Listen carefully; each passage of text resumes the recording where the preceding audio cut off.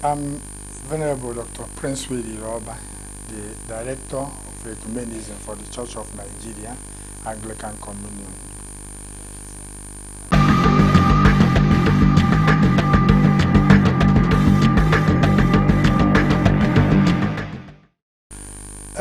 There is no laid-down criteria.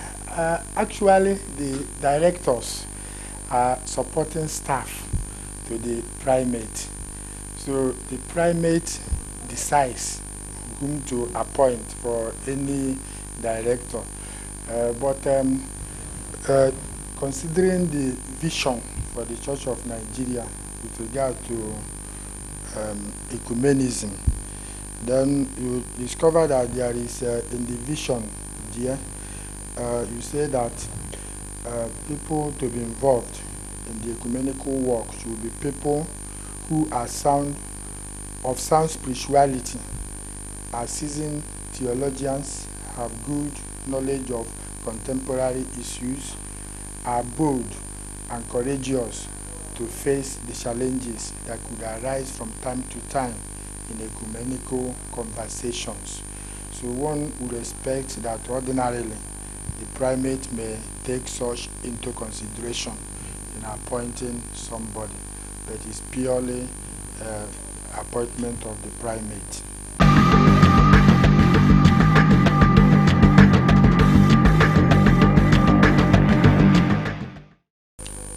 Ecumenism is from Greek word oikomene,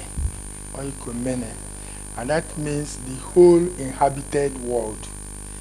And that is taken from where Jesus was talking about the last days, and that this gospel will be preached to the whole inhabited world, the whole world, and then the end would come. So ecumenism takes from there, and is talking about the universality of the church, that the church is not just the local church or one denomination or something, that it is embracive. It brings the whole as one. So ecumenism actually is talking about the oneness of the church. People who believe in Jesus Christ receiving the gospel wherever they are, and then they are seeing themselves as one. So that is the basic meaning of ecumenism. But now the thing, but that is etymologically actually the meaning, but the thing has continued to evolve, so that now generally the ecumenism has come to be used for all the activities and the initiatives of the church and her members to promote mutual understanding, cooperation, and ultimately unity among all Christians based on what is viewed as the universality of the church. So geared towards unity based on the Lord's Prayer for the church, that they may be one. So everything done to achieve this prayer is ecumenism, and it's a technical, it has come to be a technical term that is used specifically for these things like this. So there are now conferences, there are councils, and there are bodies and the other movements that are in place to make sure to bring the churches to unity, friendship, understanding, and possibly oneness.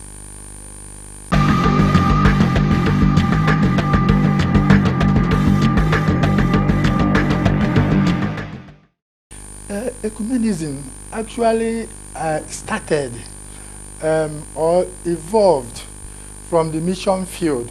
It was not that it just came, the people gathered and said, let us begin to think of ecumenism. Originally, there was nothing like ecumenism, because the church was one. When Jesus, the church started as one, and when he commissioned them to preach the gospel, they went as one. And the thing continued like that. So there was nothing like issue of for ecumenism. But in the course of the time, in the course of the year, division started creeping in the church. Some controversies, doctrinally mainly, and sometimes administratively. Initially, the first one was between the what we call the Great Schism, between the Western Church and the Eastern Church. So that one is mainly more of, apart from doctrinal matters, the issue of authority. So some rejecting the authority of the Roman bishop, the Pope, and things like that. So by 1050 something, is divided. Then after about up to 500 years, we now talk of the Reformation, even in the Western Church that meant. Then different churches now, as a result of Reformation, you have this Lutheran Church, Baptist Church, Anglican Church, all of them came to be. And today, they are even Pentecostals. In fact, even things that shouldn't be church, some of them claim to be churches today. So the result is that the church appeared to be divided. So in the course of evangelism, particularly during the evangelical, the revival, the Great Awakening period at the 19th century, that was when evangelism, the ecumenism in the modern term actually evolved. Because when they are now in the mission field, then they face the challenges. Sometimes people will be asking them, how many gods do you have? You people, you come, this one is saying this thing, this one is saying this thing. Sometimes if they want to do even the works to help the people of the community, you see these ones coming, the type of competition or rivalry they experience in the mission field was very not helpful at all to the mission work that they were doing. And that is when this thing now started. So there were some meetings that began to hold by 1860. The first actual meeting they had then was the United Conference for Christians, various denominations. They met in Liverpool, England. So, and that was when somebody now described it as, what is the name of the man? The Lord Shaftesbury described it as ecumenical council. You know, there was even the Nicene, if you remember Nicene Council at 321 BC AD, and then the Council of Chalcedon, they were all described as ecumenical council, but that was in another sense. But now, in this sense now, when they now met at this time when they were having challenges, so this man now described this thing as, this is ecumenical council. Then after that, there was another council by 1876 at Gabon, there in the mission field. So they all met all the missionary, the mission societies and groups, they met. So that was the well-known first ecumenical council, ecumenical conference. But the one that is generally regarded everywhere as the first ecumenical council in technical sense is the one that took place in 1890. 1890. That is is a very special council in 1890. In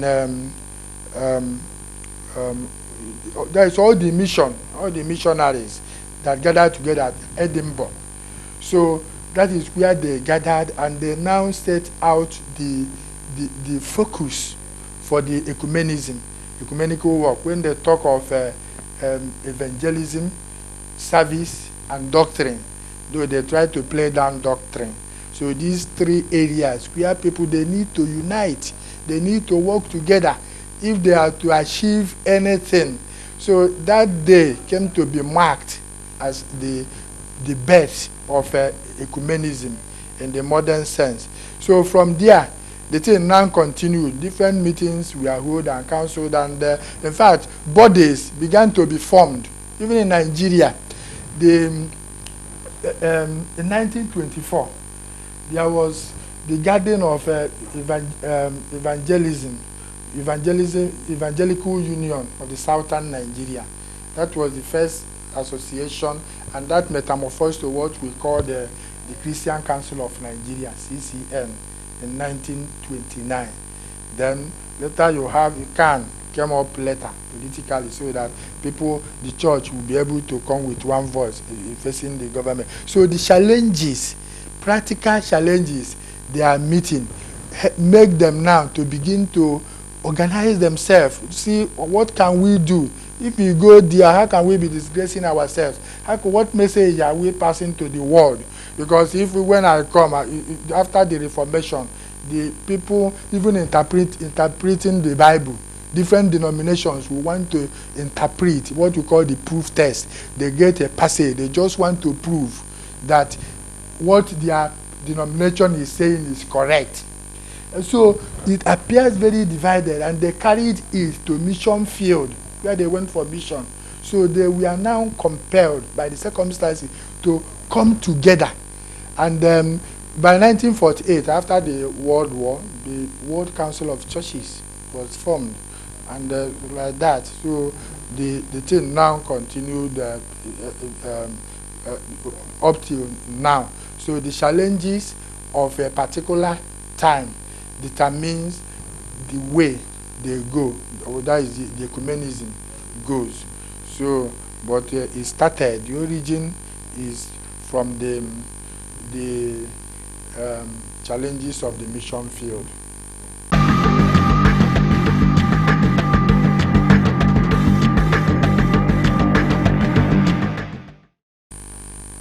The church actually is meant to show the light, to show the example.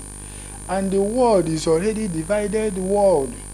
And the world where people see themselves as ones their own is just correct, and the other ones we can just be dealt with. But the church brings the message of love, the message of unity, even if when you don't agree with other people, at least you appreciate that that person is a human being, and then he also has the right to exist. Gospel is by preaching, and when that person understands what you are saying, understands his own, and sees that what you are saying is what actually is right, then he follows you. And that is, so evangelism continues. Because sometimes some people think that evangelism and ecumenism, that they don't go together. But actually, because when you talk of ecumenism, it's like you are talking of all-embraciveness, gathering all the people, which is the way it is actually going in some places. But the message to the world is that you will appreciate other people, but you will still know whom you are. It's not non-denominational, it's interdenominational. There are still people, you still know your denominations. So the world should know, if you are somebody, you know whom you are. You don't throw away whom you are. But that does not make you to look down on others and to want to wipe away others. And but you still appreciate every person who is created in the image of God.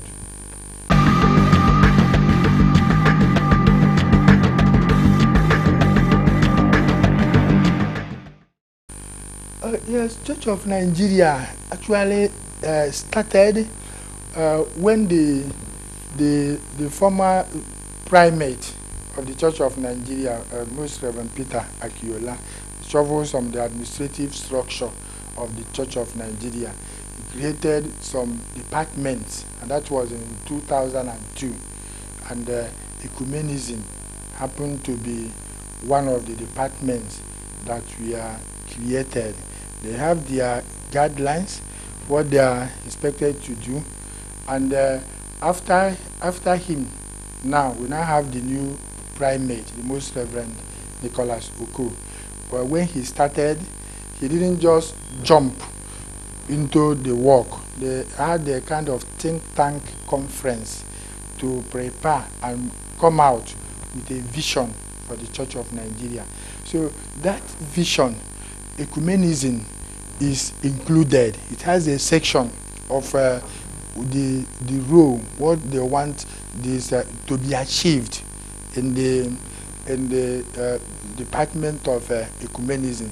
So when you now talk of the involvement of the ecumenism department of the Church of Nigeria, I think we have to start with the vision of the Church of Nigeria. Let me just point us to those visions. The main thing, the main target goal of the Church of Nigeria in ecumenism is to have a church that has effective and beneficial ecumenical relations to the extent that the interest of the Anglican Church is not jeopardized or its historic rights compromised. This is the paramount of where we are going. Then to do that, the department is scheduled, among other things, to ensure a functional department of ecumenical relations at the national, provincial, and the diocesan levels. Continue to take its rightful position in the leadership of the Christian Association of Nigeria, ACNN, Christian Council of Nigeria, and other ecumenical organizations around the world. Then involve individuals or groups who are of sound spirituality, are seasoned theologians, have good knowledge of contemporary issues, are bold and courageous to face the challenges that could arise from time to time in our ecumenical conversations. Engage other churches in ecumenical dialogue to enrich our knowledge about their beliefs and practices. Encourage Anglican presence in all ecumenical bodies we belong to by attending meetings regularly and paying our dues as our when due. Then train personnel at International School of Ecumenism in Bosse, Switzerland, who will become experts in ecumenical relations. And then ask to be constituted as a block in CAN, separate from CCN because of our population, influence, and historical and doctrinal peculiarities. So based on these things now, you see where we are going. We interact with other ecumenical bodies. As it is now, we belong to Christian Council of Nigeria. And then through Christian Council of Nigeria, we belong to CAN. Because when you go to CAN, you have 5 blocks, which include Christian Council of Nigeria. And then, so we don't have Anglican as a block. It's CCN you find there. So we are member through CCN. But we are now moving to have our own. It's already in a process, and we believe that in no distant time, we have our own block. Then through CCN, again, we belong to a fellowship of a Christian Council in West Africa. It's called FEKIWA.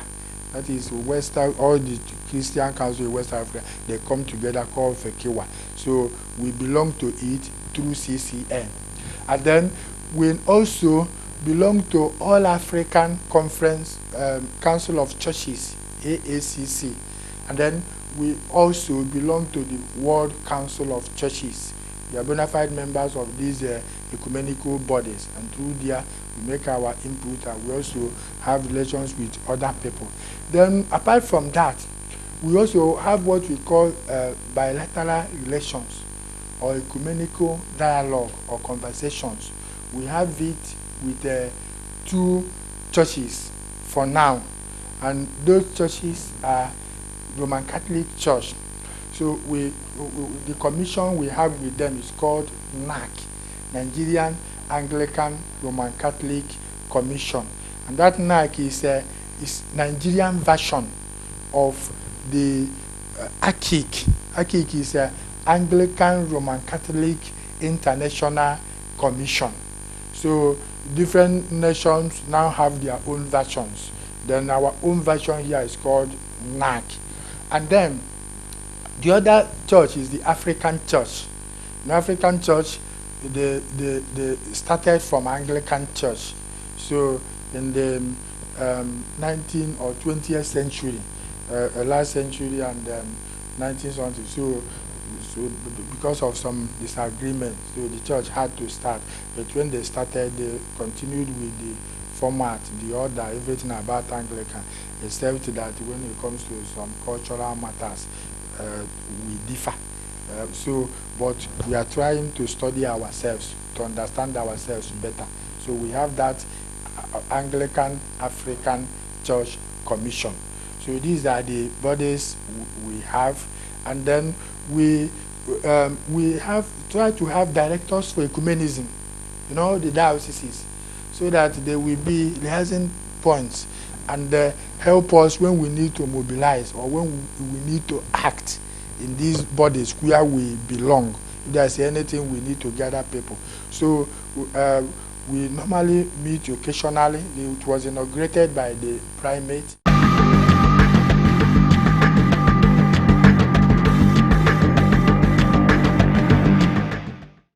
Yes, the challenges of ecumenism actually has to do with the nature of evangelism, the people that you interact with, people that you meet there. Discover that many people, many churches join these bodies just because they want to gain relevance. And when they want to gain relevance, when they come, they will be trying to thwart everything just for them to occupy one position or another. And based on that, like if you come to Nigeria, you see some of them, they look at us as threat. The Anglican Church of Nigeria, particularly if you go to CCN, where we belong. So when they look at us in that dimension, when they gather, they will want to gather as if to gather against us. You see that there is some dangerous tendencies in some people coming. That is number one. When people come, they will gather together as a people, and they want to influence others with their own beliefs. Like we went to World Council of Churches last year. You see, because they want to incorporate every person, the gay, the lesbian, they have a place for exhibitions, and so that people will come and they will educate them, tell them these things are this is what it is. It's not really what others are saying, are doing, and they will even invited to come and talk to the house. So when you come there, you see yourself as if you are not in the right place, because even the people there, we are protesting. Those there is in South Korea, some South Korean Christians were protesting against us. So when we are all passing, they were seeing all of us as as gay people. But the thing is that coming together, that universality of ecumenism is very challenging. That many times you come, people will want you to do what you don't believe. If you come to CCN, there are some churches like Aladura, they don't wear shoe. So we went for a meeting one place in their church. They asked us to remove our shoes. So I said I couldn't remove my shoes because they themselves don't have respect for me. For me as a clergyman, if I put on my cassock, put on this my shoe, without shoe it's not complete. So you can now ask me to, but even some archbishops in other churches, they remove their shoes. So, but after that protest, the next time they will go for that meeting, they had to come outside the hall, not in their church, so that people will not remove their shoes. So this is one area, because that challenge of seeing whether the unity at the expense of truth, that is one of the challenges there. Then two, of people gathering themselves, because some people join ecumenical bodies so that they just want to gain relevance. That's all. And when they see some churches like Anglican, they see us as threats. And before we gather in meetings and do something, they will be gathering themselves, so that when we now come and say something, they want to shout us down. And so some areas, when you go for like knack, you see some bitterness.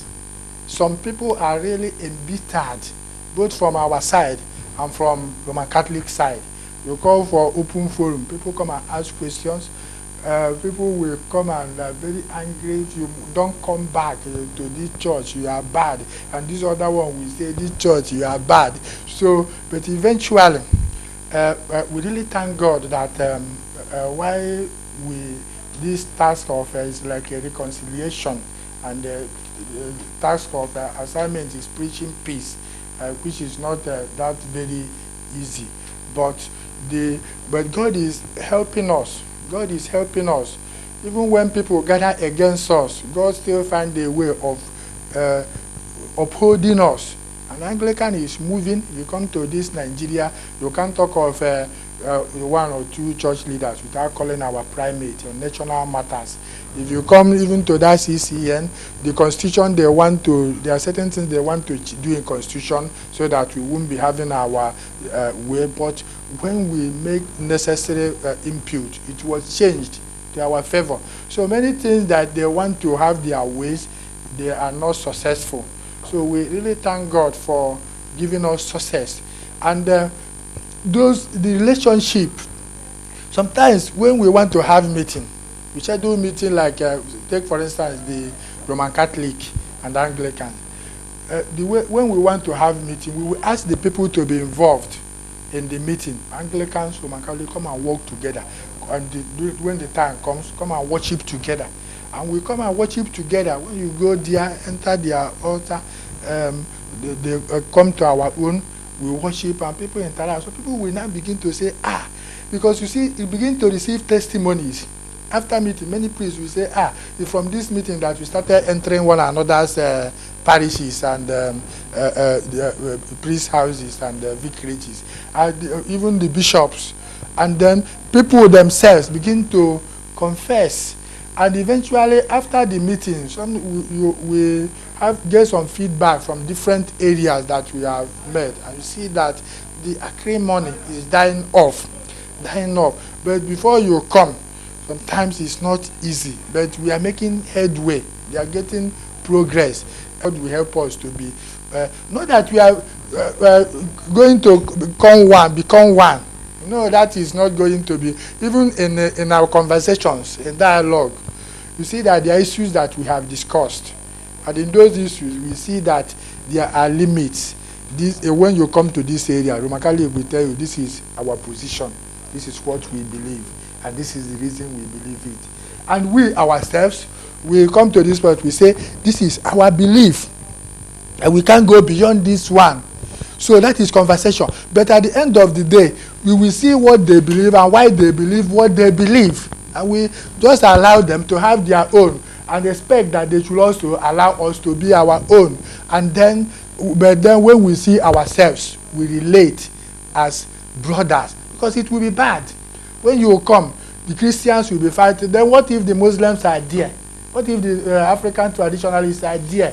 Then the people who say they call on the name of the God. In fact, if you come to conversations, dialogue, ecumenical dialogue, you begin to discover that what we have that is contradictory to each other is even more than what we have in common, in agreement, is much more than what we have in disagreement. But the only thing is that many times we highlight those disagreements areas. Some of them are not even very important. But what we agree. In fact, sometimes when you come, it will be surprised if you go to World Council of Churches, different churches, they'll be worshiping together. You say, they stay together because you see that even in prayers, they were using the Bible, calling upon the name of the Lord. These things hold us together. But the other people that are outside the faith, they don't believe in some of those things. And yet, sometimes we exist in peace with them. And when we now come to the other people that we have much in common with, just because of this other one, we see division. And that will tell you that the devil is at work. Because once the church is not united, then the devil will begin to have his way.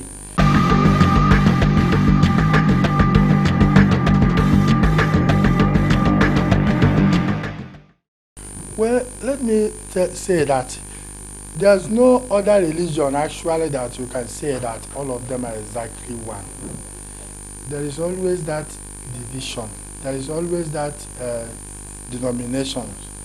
Even in Muslim, even in African traditional religion, they are not exactly the same. Different communities have their own concept and what is taboos in their place, which may not be the taboos in another place. So many times it varies. So that's why even African traditional religion is not just one religion, so to speak. It's like religions, or if you like, you now call it that denomination. So it's difficult for them to be one.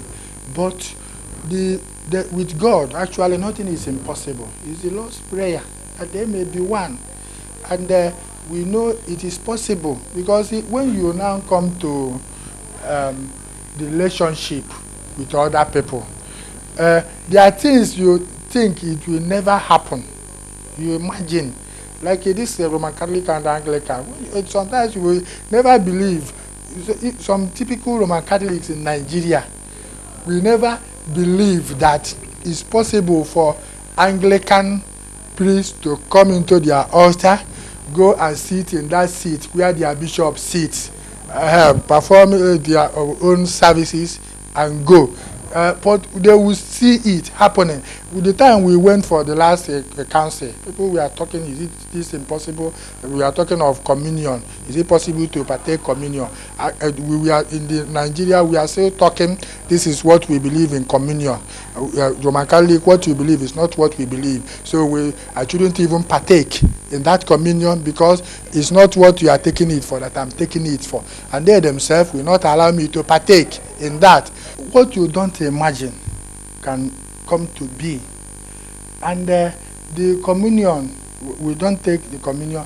So, but do you know that in Nigeria, they will say, if this thing happens, everything will happen. Then when we went for one meeting, during the interaction and discussion, one of our bishops, the first director of Ecumenism, Church of Nigeria, so Bishop Akamisoko, he said we went to Brazil.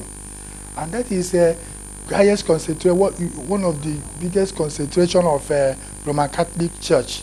So, but there he went even as a bishop, and bishop, you don't take when they are taking communion. I said, I won't take. Bishop, you don't take communion, and he went and took the communion.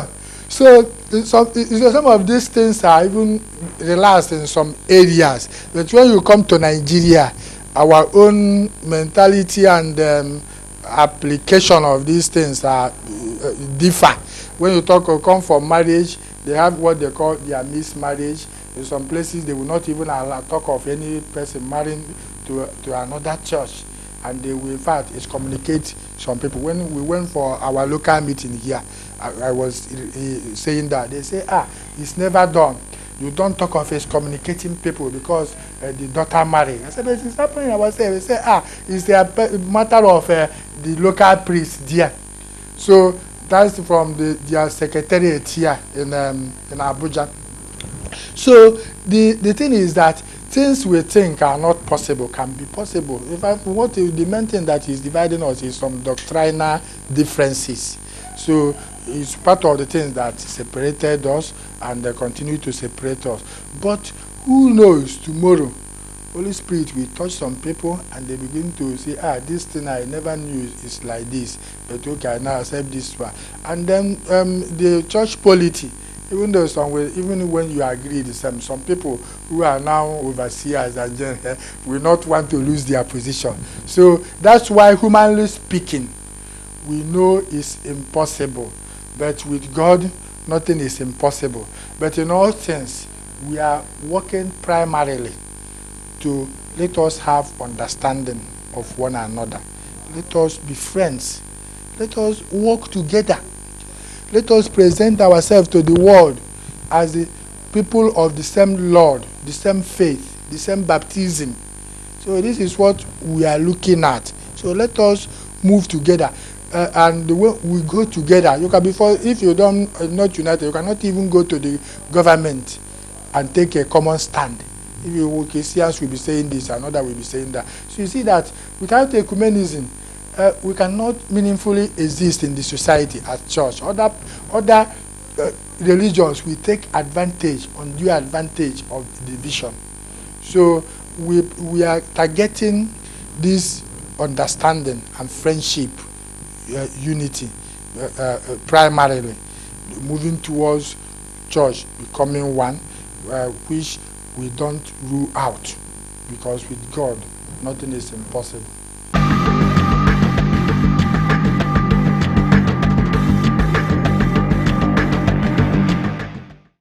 Well, ecumenism actually meant to bring them together for common understanding, but in doing that, we discovered that it also creates problem, because in doing that you now begin to accord recognition to even people that just split in the name of let us bring them together, and that encourages indiscipline.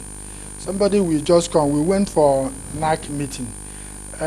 One of the bishops from my Catholic was telling us how that one person left the my Catholic church, and then the next he became bishop, and they gather in a ecumenical meeting, and they expect him to sit with that person in the same table as bishops, other bishops. So he said no, he wouldn't do that. So that's why sometimes some bodies they will not even participate. But the thing is that ecumenism encourages that, even splitting of the churches, because it didn't start it. It's splitting of the churches that started ecumenism. But in trying to resolve the problem, it allows, when you go to Acnn now, you see almost every church is placed at the same level. Sometimes you come to national service, you see some people from some of the churches, they will just go out. I will see one person, one man church, because they see him as a leader of a church, they will place him in the altar. You stay there, even if they are not pastor. You may even put on your robe, and you now go and sit with the congregation. So it will encourage some people, because when they gather, you see some of them. I saw the last service we went. I saw one woman. She told me she was a bishop of one church. And bishop, he has one church in Nyanya, and another church in another place, and there is the bishop. And she will be there, invited or not invited. And so that he will have access to one thing or the other from the government. So the thing is getting worse. But the earlier we begin to regulate, because the time has come when ecumenism should also be regulatory. You don't allow everything, and it's not everything. It's part of the problem with the CCN. If you come to the CCN where we belong, they just throw it open, that any person that says he believes in Christ and this and has endorsement from other members, that the person can become a member of the Christian Council of Nigeria. And different people started coming. Aladura now is member, others are coming. And we are no longer comfortable as an Anglican to remain in that block. So, but it shouldn't be. CCM started was the mission churches. All these churches, Baptist, Methodist, Anglican, Presbyterian, Lutheran, those mission churches that came, those are the ones that should be CCN. Pentecostal you have their own. The African Institute churches you have their own. But because we didn't make it clear, any person can today, people, if you come to CCM, Methodist is now 3 brands. They will just split and then come in and be recognized. So if we continue like that, then ecumenism or ecumenical attitude will now cause more problems in the future. But when we thank the Church of Nigeria, because we always have our position. If you look at the division that I mentioned, say that we want to have ecumenical relations with others, with the point that our beliefs will not be compromised and our status should not be. We are always conscious of that. And we pray that other churches will do the same. And when we do that, when some churches know that they will not be recognized in the ecumenical body, people will not be in a haste to start church. You won't be in a haste to start church. If you start, you'll just be on your own. Nothing will happen and you'll be recognized. And some people will not like it. But throwing it open is not helping us. But these are part of the challenges and problems in ecumenism. But we know, we are hoping with more people coming up, then knowing what they can be taking their stand and positions on the issues, so that in future ecumenism will lead to regulating the church, and that is our prayer.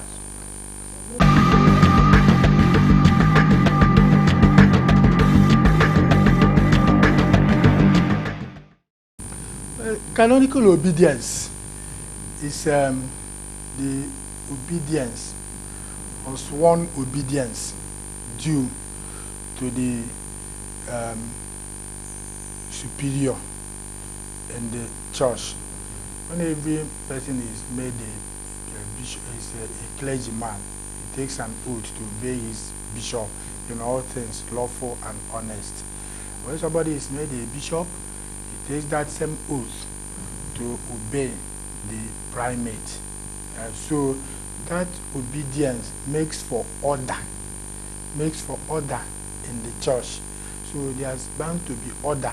Every person has somebody above him, and that person above him, you obey him, and one day you will also be above other people.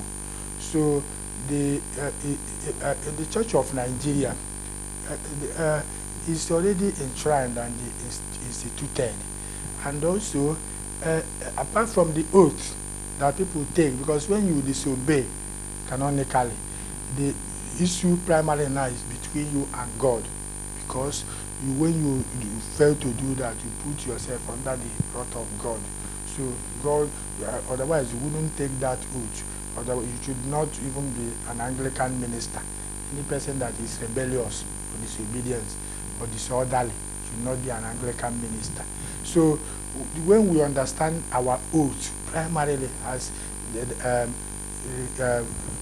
relating to God, then it will help us to be ordered to do that. Apart from that, there is measures in place by the church to discipline people who disobey. Because in the constitution we have it. So in the church, in the diocese, a priest can be tried and punished, can be suspended. It can be complete removal. So even the bishops, many times we talk of autonomy. The autonomy we have is in things that are non-essentials. Theologically, you call it adiaphora. Then the aphoras, you don't have that autonomy, and it calls for order. That's why you remember in Nigeria, there was a time, Church of Nigeria, they have not decided for women ordination. Somebody ordained, but the church said no. And it doesn't matter. You don't say, this is my diocese. So there will be no that ordination. And you can, in some places, you have lay canons, but you can't just do it without reference to others in the same something. So that it makes us responsible. It makes us accountable. It makes us not to see ourselves as an person, no matter where you find yourself in the church. Every person is under authority. Even the primate himself. You still have the constitution that produced the primate, and you have the House of Bishops that produced the primate. So you see that even though he's the head, but still there is that authority, something that you swear to obey and to comply.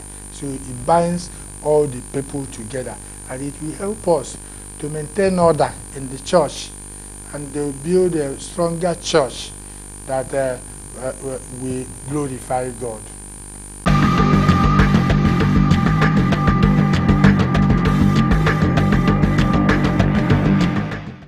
Yes, actually, it's not really very easy, but the matter of time is a creation of man. See, the Bible says that there is time for everything.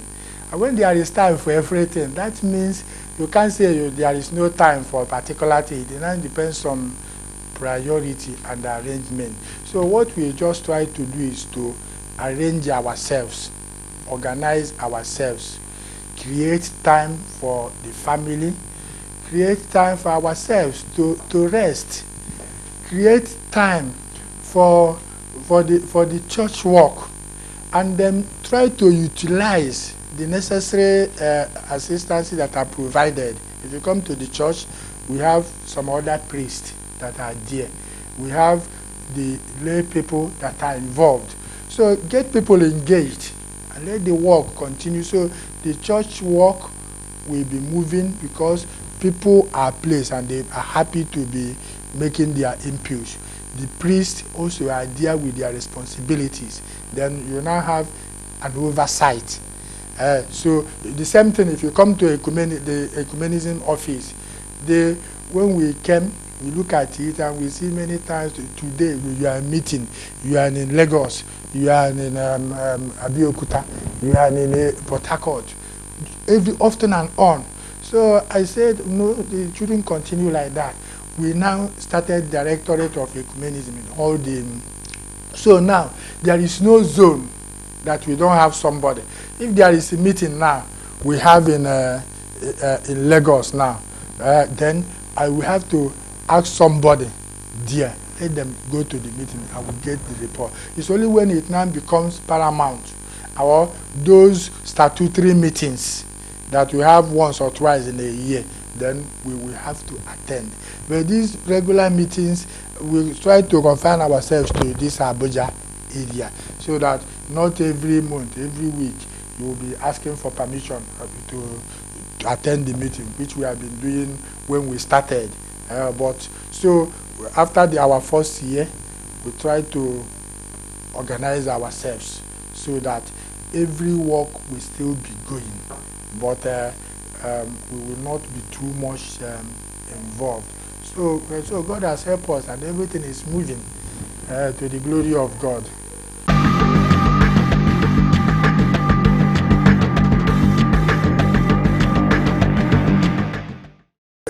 We thank God for the structures of Anglican Church, and that's what makes us ordered. Anglican Church is a very well-structured church. The order, in the ministerial order, we have the bishops, we have the priests, we have the deacons, we have the province, we have the dioceses, and we have the archdeaconries, parishes, and the stations, the local churches. And you have the primate, you have the House of Bishops, and then you have the Standing Committee, General Synod, includes the clergy and the laity. And these things gather, these bodies gather, and they put things when issues arise at any given time. If it's an emergency, primate can take decision. If it is not an emergency, either the House of Bishops, the Standing Committee, General Synod, will take decisions. It goes down even to the diocese. So in fact, if you come, you see, even the world should learn from the church the order that is there.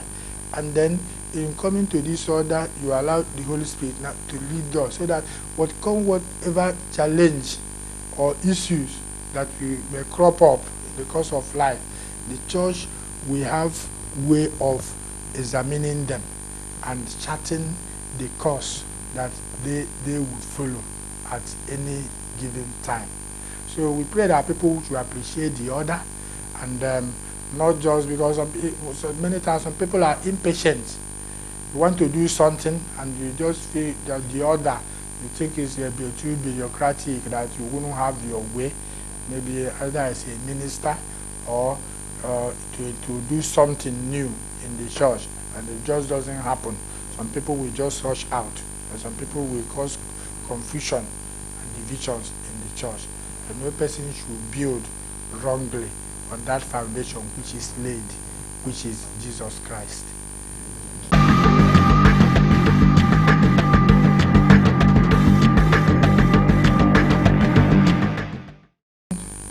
Our advice to the people or to the churches, the church leaders at this time with regard to this ecumenism is that they should know that God himself is the one who has called us and is the one who sets the pace. He gives the way he wants the church to be. He wants us to be one. So when you come to be one, come it because you are coming in obedience to God, not because you want to achieve something. Even some people even want, when they come to be one, when they come to these fellowships, they just want to create opportunity. And when they get to know some pastors, they want you to begin to invite them to your church so that they will now come and be preaching there. And some want to be people that they will even take, not from non-Christians, but from other churches to their own. And some want the government to give them lands for their own churches or to receive one favor or another, sometimes even money. Many of them will gather. So what we need to say is that medicine is good, but when you come to it in good mind, in good faith, in trusting God. So don't come to it as a political matter, the way people play politics in the world. Some do that. That's what one of my friends always say, that the most sincere thing he has ever seen is ecumenism. Because people there, no person is sincere. We say we want to be one, but every person is suspecting the other. They are suspecting the other. There shouldn't be this mutual suspicion. We should fear God, and we should know that we really need one another. Shouldn't be arrogant. Some people are arrogant and they just want to be on their own, but it shouldn't be.